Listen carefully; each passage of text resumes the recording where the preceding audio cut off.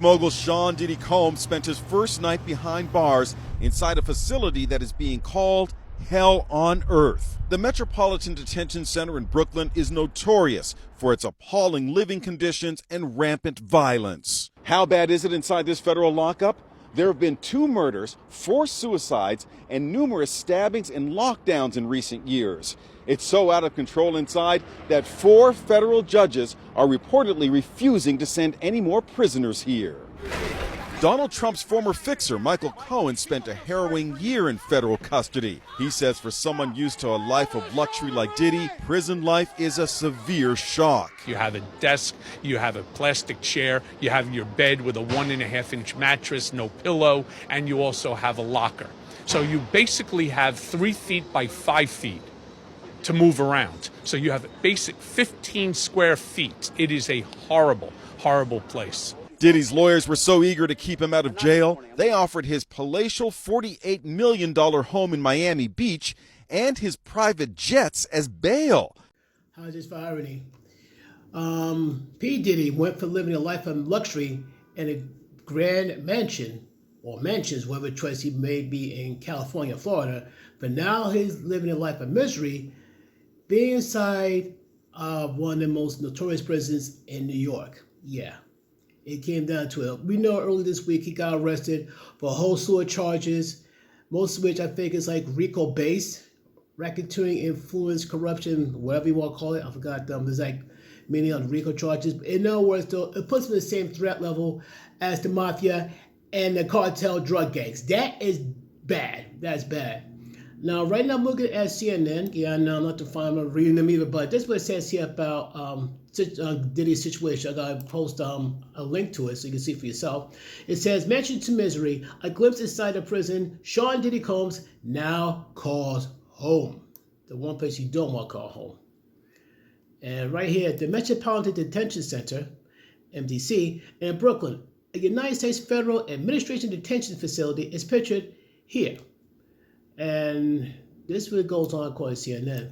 Described as disgusting with horrifying conditions, the detention center music mogul Sean Diddy Combs now calls home. It's a far cry from the Miami and Los Angeles mansion he once lived. You're not kidding. It's like going from one extreme to the next. It's like he going from his paradise to this new form of hell. But like I said, like I once said, like this is something of your own making, though. Like you do these very dark, dirty things, you have to expect that type of thing to come back at you. But this is what it says here. When he wakes up, he's staring at a cinder block painted white walls, as opposed to whatever decor his mansions were. Michael Cohen, a former lawyer for President Trump, told CNN. So Michael Cohen, he was there for 1 year. He could give you like a very vivid picture of what it's like living there. And how he survived it, I don't know. I'm impressed. Cohen should know he's among several high-profile inmates who have served time in New York's notorious Metropolitan Detention Center, known as MDC. The facility has been home to singer R. Kelly, Farmer Bro Martin Shrek, SHK, I'm going to say SC, Skelly, I'm going to say Skelly, Socialite, Ghislaine Maxwell, Jeffrey Epstein's one-time girlfriend, and was a one-time cryptocurrency whiz kid, Sam Bankman-Fried, rapper Fetty Wap. Okay. Currently suspected cartel leader Ishmael Elmayo Sabata Garcia is being held there as he awaits trial on murder and drug trafficking charges. So basically, Diddy's not in good company. But then again, maybe people say he's in proper company. A federal judge denied Combs' bail Wednesday, saying the bail proposal set forth by his defense attorneys was insufficient in addressing the court's concerns. Judge Andrew Carter said there were no conditions that will reduce the risk of witness tampering or obstruction in Combs' case, which is true. The man's influence is far-reaching, believe it or not. and such an entertained to remain in federal custody until he faces trial on racketeering conspiracy and ex-trafficking charges. Combs has pleaded not guilty to the charges. That's what they all say. With a trial date yet to be set, the 58-year-old hip-hop artist also unknown how long Combs will be held in the Brooklyn prison. But after Wednesday bail denial hearing, his lawyer said they will be appealing the decision. Good luck with that one, folks. Good luck with that one, because they're dead serious. They had a lot on Diddy for a long time. This is not like it just came overnight. This must have been many, many years. And when it started piling up and more evidence piled up, that's what I need to hear. But this is what happens in this prison. The first part says no pillows in prison. Gee, I wonder why. Notorious for poor living conditions, staffing shortages, inmate violence, and power outages. Oh, great. The Brooklyn prison is currently the only federal correction center serving the nation's largest city. This is after the Federal Bureau of Prisons shuttered its Manhattan complex shortly after multi-millionaire financier and accused sex trafficker Jeffrey Epstein died of suicide in 2009. I wish people stop saying he died of suicide. No, I'm sorry. He did not commit suicide. Somebody deleted him. That's all I gotta say. Somebody deleted Jeffrey Epstein. He didn't commit suicide. Stop capping. And the reason why I say that, because this man had way too much to say and way too many people way up above that he could drag down if he opens his mouth. But the problem is, though, his girlfriend have an insurance, and I'm a bet, man, Jeff has one too. I bet he had one contingency plan. If someone's going south and he's being taken out, he makes sure of a whole bunch to be dragged down with him into hell. I don't think that. I guarantee you that's the case. Don't let me get started here. Asked about the current conditions of the MDC, a spokesman for the Federal Bureau of Prisons said the agency takes seriously our duty to protect the individuals entrusted in our custody. And as such, they review safety protocols and implement corrective actions when identified as necessary. The Bureau of Prisons appointed the Urgent Action Team early this year to take a holistic look at the challenges at the MDC Brooklyn. Spokesman Emery Nelson said in an email, the team's work is ongoing, but it already increased permanent staffing at the institution, including CEOs and medical staff, addressing over 700 backlog maintenance requests and applied continued focus on the issues raised in two recent judicial decisions, Nelson said. Okay. This is like, real interesting here. It's very difficult to place. Okay, it's a very difficult place to be an inmate. Combs' attorney Mark Agnofolino argued in the court Wednesday, telling the judge that it'd be difficult for his client to get ready for trial if he was housed there. Okay.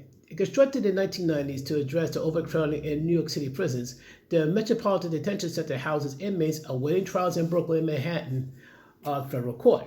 Well, this is true. PDiddy got hit with some federal charges and they're heavy duty. He's waking up on a steel bed with 1.5-inch mattress. Ooh. No pillow in an 8-foot by 10-foot cell that I can assure you is disgusting. Cohen told CNN Wednesday. Cohen, who was incarcerated at the prison in 2020, and said that the prisoners in the facility special housing unit where Combs is housed basically have a 3 by 5 foot space within to move. 3 by 5 space? So we talk about pretty much a yard wide by 5. Are you serious? That's a box. That's a box. 3 by 5 space? There we are.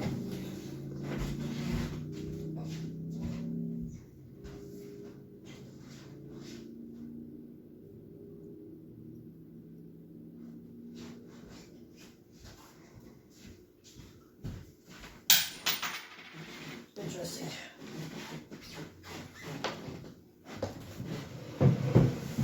Okay.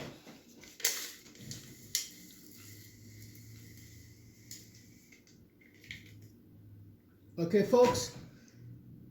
Let me get back here so the chair can have an idea.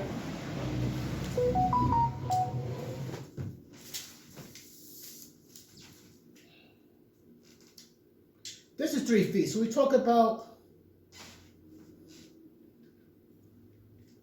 this is how wide space he has in his prison. 3 feet. Not very wide, folks. Not very wide.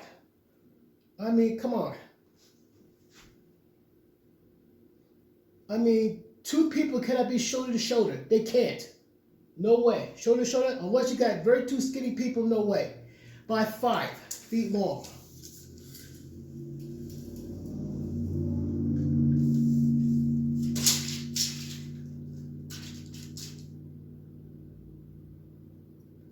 That's ridiculous. That's a little box.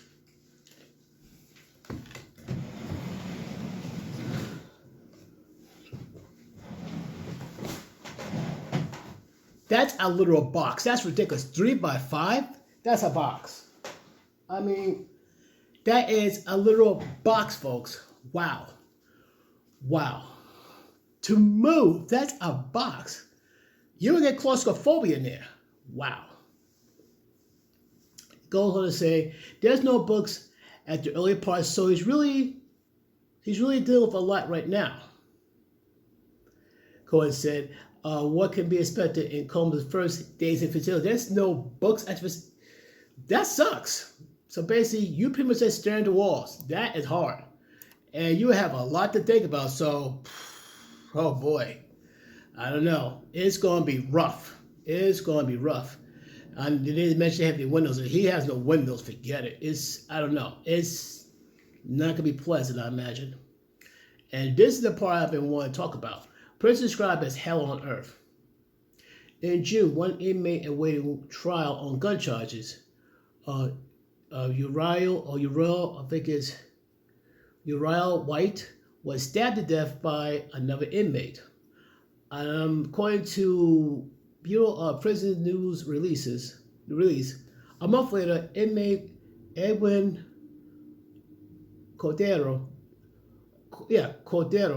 died in a fight that broke out inside the prison. Cordero's lawyer told the New York Times that his client was another victim of the MDC Brooklyn, an overcrowded, understaffed, and neglected federal jail that is hell on earth. So basically, if you go there, say your prayers, and if you don't believe in God, I suggest you better start, because there's no guarantee you're going to get out or live long enough to see, to live out your sentence.